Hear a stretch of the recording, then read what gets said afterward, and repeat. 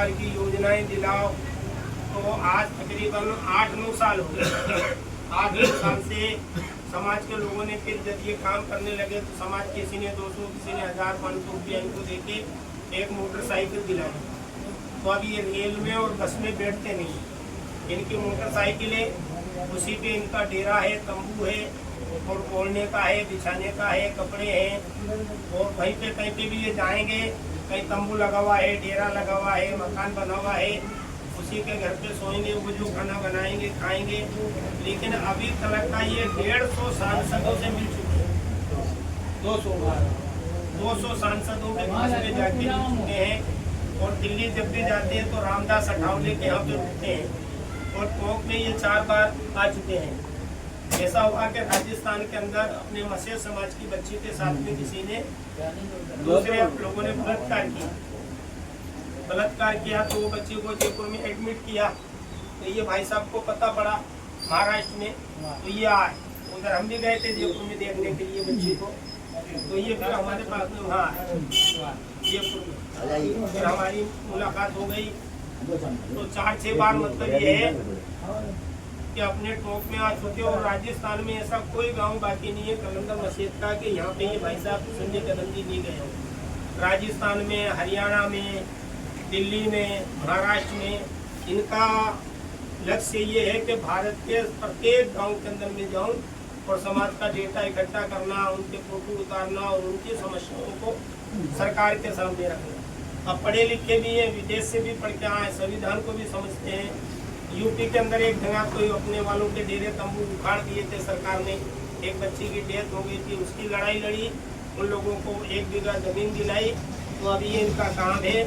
मेरी इनमें बात हुई थी दिन में, तो मैंने कहा भाई साहब इस तरह की बात है, मैं मुंबई आया हूँ और 3 बच्चों का एक्सीडेंट में इंतकाल हो गया। बोले अनूप भाई तुम पहले गए थे, कब से हो? मैंने कहा साहब ने कल मैयत वगैरह दफना दी हमने और आज। तो ये नासिक से चले के मैं आ रहा हूँ, अपन बैठ के वहाँ पे बात करेंगे। अब ये भाई साहब यहाँ पे आ गए हैं, अपन को इनकी बात सुनना है। और ये करीब में ही आप लोगों के यहाँ काम करके गए, उनसे मिले कापड़ी के अंदर, वहाँ पे भी उन लोगों के लिए काम करा। और कल जो अपने पास में जितेंद्र साहब जी आए थे, आवड़े साहब, वो इनके मिलने वाले हैं खास। फोटो देख के कहने लगे यार ये फोटो लगाओ, बहुत अच्छे आदमी है, खास मिलने वाले हैं। तो ये महाराष्ट्र के ही है।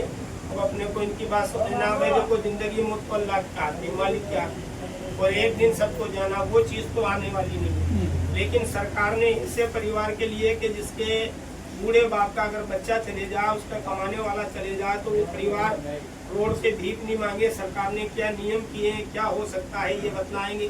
इन्होंने कहा तुम कल कहते हो 1 घंटे के लिए अगर डेथ बॉडी को लेके बैठ जाते हैं ना रोड पे 1 घंटे, तो अपने पास में पुलिस डिपार्टमेंट ने ये ने वो सब लोग आते और कहते हैं कि भाई तुम्हारी क्या करेंगे। लेकिन अपन ने वो नहीं किया, चलो ठीक है अब क्या करना है, ये संजय भाई की बात रखते हैं।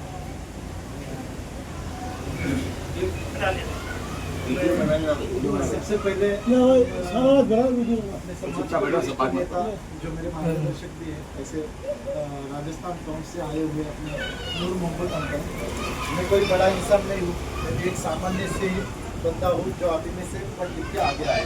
तो समाज के प्रति कुछ जिम्मेदारी भूल गया था और जिम्मेदारी निभाने यहाँ तक आया। ये जिम्मेदारी, ये मूवमेंट अगर किसने खड़ी की है तो जितने भी महामानव हो गए उन लोगों से खड़ी हो गई है। और उस महामानव के मूवमेंट में का मैं एक बच्चा हूँ। उसमें से जो घुमंत समुदाय होता है भक्ति समाज का, उसमें जिन्होंने अपना जीवन में काम किया है रिजल्ट बेस्ड, ऐसे नूर मैया है, तो वो इस मूवमेंट के मेन लोग हैं। मैं तो उस मूवमेंट का एक कार्यकर्ता हूँ, एक सामान्य विद्यार्थी। तो आपके जो भी सवाल है आप मुझे लास्ट में पूछ सकते हैं। मैं सबसे पहले पूरे भारत देश के अपने कलंदर मदारी मस्जिद समाज की तरफ से उस परिवार को भावपूर्ण श्रद्धांजलि अर्पण करता हूँ। अल्लाह उनको जिस भी सदकों में गए हैं वहाँ जन्नत फरमाए और उनको किसी भी प्रकार की दर्द ना हो। मुझे दुख हुआ कि वह ऐसा हुआ, लेकिन ऐसा नहीं होना चाहिए। इस हाईवे पे थोड़ा ध्यान देना चाहिए गवर्नमेंट ने, वो नहीं हुआ। तो मेरा नाम है संजय मारुति कदम, मैं रहने वाला हूँ पुणे जिला पिंपरी चिंचवड कालेवाड़ी। मेरे परिवार में है हम 4 भाई में सबसे छोटा। मुझसे 3 बड़े भाई है, उन दिनों की शादी हो गई, 3 भाभियाँ हैं, उनके बच्चे हैं, माता पिता है, सभी एक साथ रहते हैं। मैं शादी नहीं कर पा रहा क्योंकि समाज का काम कौन संभालेगा। इसलिए शादी नहीं कर पा रहा, संन्यास ले लिया। संन्यास लेके मुझे 8-9 साल हो गए। जिस दिन 7 जून में जो आता हूँ, अपने यहाँ मराठी में उसको कहा जाता है मदारी, और मराठी में उसका और एक शब्द है गारुड़ी। गारुड़ी समाज से हम आते हैं, जो कि पहले हम लोग बंदर नचाते थे, भालू नचाते थे, लेकिन धीरे धीरे कुछ मदारी, कलंदर, असवल वाले, माकड़ वाले सब अलग हो गए, कुछ गारुड़ी अलग हो गए, उसमें सब में एक हुए, मतलब भूतो मसेती हुए। तो 7 जून 2017 को महाराष्ट्र से पुणे से मोटरसाइकिल पे, बाइक पे अपना कलंदर, मदारी, गारुड़ी समाज जोड़ो अभियान स्टार्ट किया। क्या अभियान पूरा इंडिया में, हिंदुस्तान में, भारत में जहाँ जहाँ अपने समाज के लोग रहते हैं, वो हर झुग्गी झोपड़ी, डेरों में, शहरों में, घरों में जाके समाज में जागृति, एकता प्रबोधन कर रहा हूँ, शैक्षणिक जागृति कर रहा हूँ। शैक्षणिक जागृति से अपने समाज को उच्च शिक्षित, बुद्धिजीवी, वैज्ञानिक समाज बना रहा हूँ। उस शैक्षणिक प्रबोधन से अपने समाज के IAS, IPS, डॉक्टर, वकील, इंजीनियर, कलेक्टर, पुलिस, वैज्ञानिक, साइंटिस्ट बना रहा हूँ। वो कैसे बना रहा हूँ? वो शैक्षणिक वर्ग से।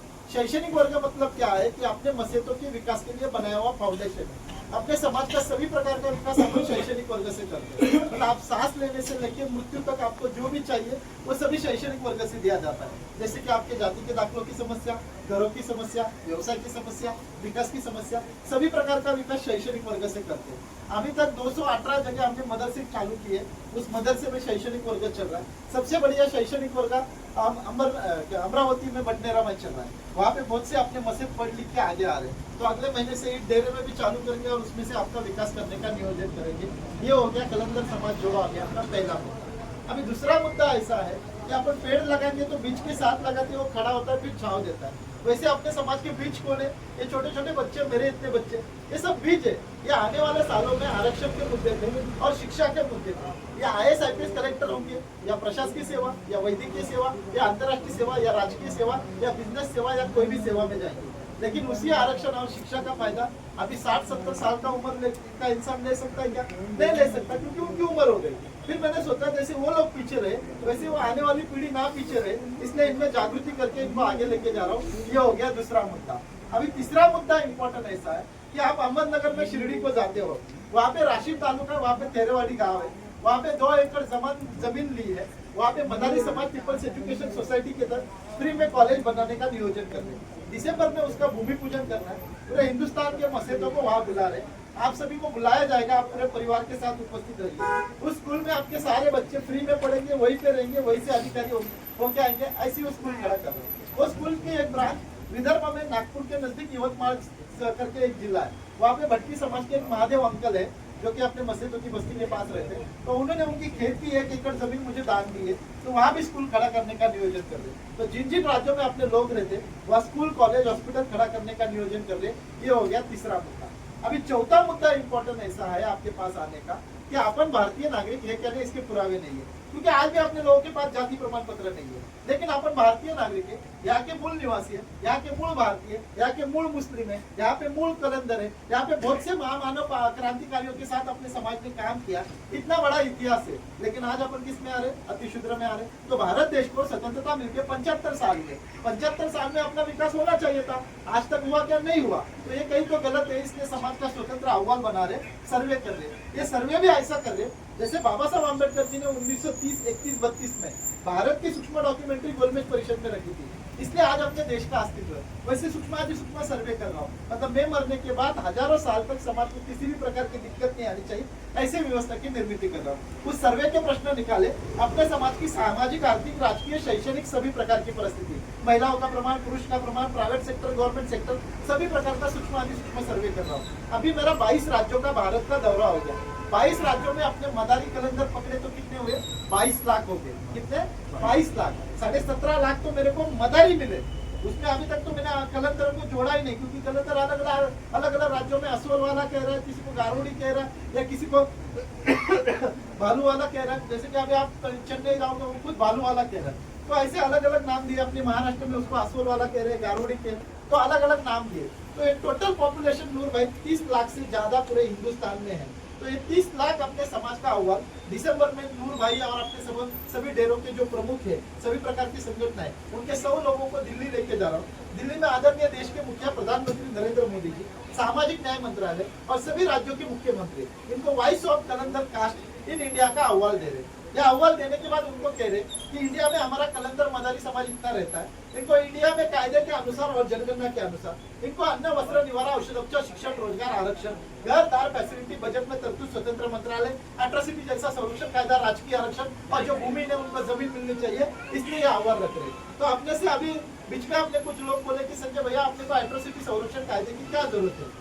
तो मैंने उनको बोला कि अपने 4 साल की नूर भाई के पास ही हिंडोन करके एक शहर है, वहाँ पे अपने समाज की 4 साल की बच्ची पे रेप हुआ, अपना समाज गप को, और उसके बाद अभी थेड़ में 2 बच्चियों पे रेप हुआ, अपना समाज चुपचाप। ऐसे बहुत से ऐसे गाँव है जहाँ पे अपने समाज पे अन्याय हो रहा है। इसलिए अगर एट्रोसिटी संरक्षण कायदा रहेगा तो गाँव में रहने वाले जो अपने मसे थे उनको कहीं ना कहीं संरक्षण मिलेगा, इसलिए संरक्षण कायदे की मांग कर रहे। ये अव्वल दिसंबर में रखने का नियोजन कर रहे। ये अव्वल रखने के बाद सेंट्रल और स्टेट गवर्नमेंट को एक मुदत दे रहे कि इतने दिन में अपनी मांग पूरी होनी चाहिए। अगर अपनी मांग पूरी नहीं हुई तो मदारी कलंदर समाज क्रांति मोर्चा निकाल रहे। मदारी कलंदर समाज क्रांति मोर्चा एक ऐसा प्लेटफॉर्म है कि इंडिया में कहीं भी समाज पे अन्याय हुआ तो वहां जाके प्लेटफॉर्म लड़ता है और समाज को न्याय दिलाने का काम किया जाता है। भाजपा पहला आंदोलन हमने किया कहा महाराष्ट्र में अमरावती में किया, वहाँ पे अच्छा आंदोलन हुआ। दूसरा आंदोलन किया हमने नागपुर में, फिर छत्तीसगढ़ में, राजस्थान में, मध्य प्रदेश में, उत्तर प्रदेश में, पूरे हिंदुस्तान में आंदोलन कर रहा हूँ। अभी आंदोलन करके रास्ते की लड़ाई लड़के अगर अपने को न्याय नहीं मिला तो क्या कर रहे हैं, दिल्ली में 10 लाख मस्जिदों को बुला के दिल्ली में आंदोलन करने का नियोजन कर रहा हूँ। क्यों? क्योंकि ये दिल्ली बहरा होने का नाटक कर रही है और दिल्ली में से ही सभी प्रकार के बिल पास होते हैं, इसलिए दिल्ली में आंदोलन करने का नियोजन कर रहा हूँ। अभी आंदोलन करके रास्ते की लड़ाई लड़के अगर अपने को न्याय नहीं मिला तो 100 वकीलों की टीम बनाइए, वो 100 वकीलों की टीम के तहत कोर्ट में केस डालने का नियोजन कर रहा हूँ। क्योंकि अपना कलंदर असोल वाला समाज, अपना मदारी गारुड़ी समाज या फकीर समाज या अपना जादूगर समाज, ये छोटे छोटे जो जाति है महाराष्ट्र में आते हैं एनटीपी में, और महाराष्ट्र में एनटीपी का आरक्षण 2.5% आरक्षण में किसी को नौकरी नहीं मिल रही, इसलिए ये आरक्षण बढ़ना चाहिए और कलंदर मदारी समाज के राष्ट्रीय लेवल के प्रश्न छूटना चाहिए, इसलिए न्यायालयीन लड़ाई भी लड़ रही है। अभी न्यायालयीन लड़ाई लड़के और रास्ते की लड़ाई लड़के भी अपन हार गए तो बाबा साहब अम्बेडकर जी ने 1930 में एक कहावत कही थी मुंबई में कि हर जात ने अपने अपनी जात की परिषद लेके अपने जात के प्रश्न कहाँ रखने चाहिए अंतरराष्ट्रीय स्तर पे, इसलिए अपने सारे मसलों के प्रश्न कहाँ रखने का नियोजन कर रहा हूँ इंटरनेशनल लेवल पे। ऐसा भारत देश का 22 राज्यों का दौरा करके 4.5 लाख किलोमीटर 2 व्हीलर चला के 22 लाख से ज्यादा मस्जिदों को जोड़ते आज मैं फिर से मुमरा में आपके बस्ती में पहुंच गया। यहाँ पहुंचने में मुझे लग गए 8.5 साल। अभी 22 राज्यों में कहाँ अपना कलंदर और अपना मस्जिद मिला। महाराष्ट्र के 36 जिलों में से 27 जिलों में मिला। उसके बाद छत्तीसगढ़, उड़ीसा, आसाम, झारखंड, उत्तराखंड, दिल्ली, पंजाब, हरियाणा, जम्मू कश्मीर, उत्तर प्रदेश से नूर भाई नेपाल में भी अपने लोग हैं, नेपाल में भी मिले। नेपाल से फिर से इंडिया आया, फिर श्रावस्ती करके फिर उत्तर प्रदेश किया, बिहार, मध्य प्रदेश, राजस्थान, गुजरात, दादरा नगर हवेली, दमन दीव, गोवा, कर्नाटक, आंध्रा, तेलंगाना कंप्लीट करके अभी मैं महाराष्ट्र में आया हूँ। अभी महाराष्ट्र में आने का मकसद ये था कि 1 फरवरी 2022 को माननीय देश के अर्थ मंत्री निर्मला सीतारमण जी ने बजट रखा और उस बजट में उन्होंने अदर समुदाय के लिए पैसे दिए, अपने समाज को दिए क्या? नहीं दिए। इसलिए हम लोगों ने प्रेस कॉन्फ्रेंस की, आंदोलन किया और 20,000 करोड़ रुपए की मांग की। तो सेंट्रल गवर्नमेंट कह रहा है कि आप 20,000 करोड़ रुपए किस मुद्दे पे मांग रहे हो? तो मैंने उनको बोला देश को आजादी मिलकर 75 साल हुए। 75 साल में जितने भी भारत सरकार की रिपोर्ट आए थे, काका साहब Kalekar report, Thakkar Bapa committee report, Iyengar report, Bapat report, Renke report, Idate report, justice Rohini report, Bharat सरकार की ये सभी रिपोर्ट में दिया है कलंदर मदारी समाज सामाजिक, आर्थिक, राजकीय, शैक्षणिक दृष्टि से पिछड़े हुए हैं और इनका विकास करना है तो इनको सेपरेट फंड आवंटित करना जरूरी है। तो एक तरफ प्रधानमंत्री कह रहा है सबका साथ सबका विकास, तो सबका साथ सबका विकास में 30 लाख से ज्यादा मस्जिद रहते तो उनको भी लो, वो लोग भी आपको वोट नोट देंगे, इसलिए उन्होंने अपने समाज को कितने दिए? 200 करोड़ रुपए। अभी उसमें पॉलिटिक्स उन्होंने कैसे की? उन्होंने पूरी भटकी समाज को भी उसमें डाल दिया।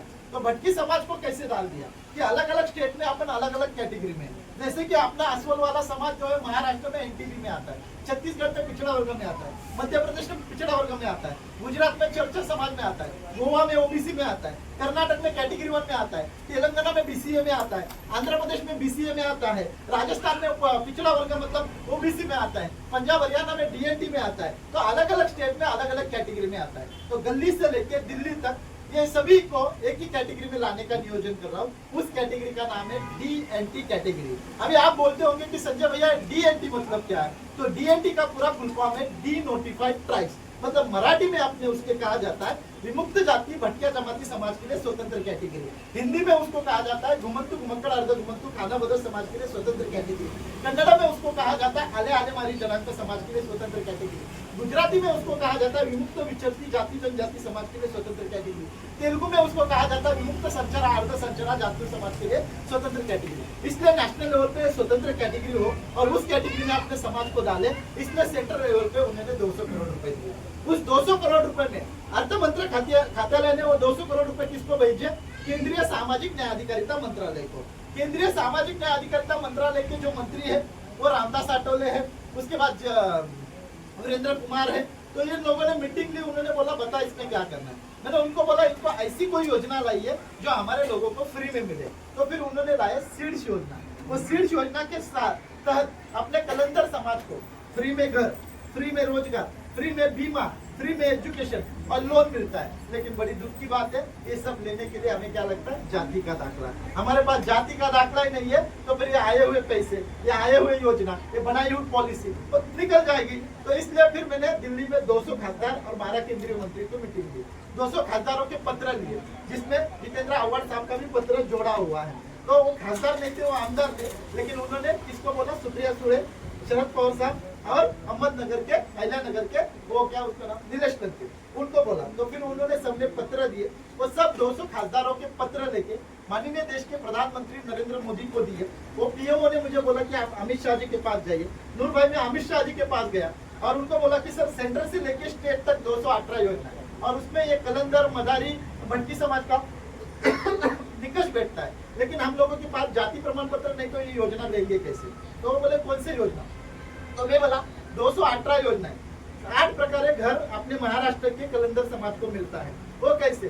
टाटा उसकी सुधार योजना के तहत घर मिलता है, यशवंतराव चौहान मुक्त वसाहत योजना के तहत घर मिलता है, प्रधानमंत्री आवास योजना के तहत घर मिलता है, सबरीमाला भी लागू की लिए सीड्स योजना के तहत घर मिलता है, जेनुरियम सिडको हड़को महाड़ा के तहत घर मिलता है, वसंत नायक भटकिया मुक्त महामंडल के तहत 5 लाख रुपए मिलते हैं 5 साल के लिए। उसके बाद अहिल्याबाई होळकर कुक्कुट पालन मीन पालन योजना के तहत 40 बकरा 2 बोकड़े मिलते हैं। बहुत कुछ मिलता है, लेकिन इस सब लेने के लिए क्या लगता है? जाति का दाखला। तो अमित शाह जी बोले अरे भाई फिर इनके पास जाति के दाखले क्यों नहीं? तो फिर मैंने इनको बोला कि हमारे लोगों का जन्म कभी नदी नाले किनारे, कभी फुटपाथ पे, झुग्गी झोपड़ी पे हुआ।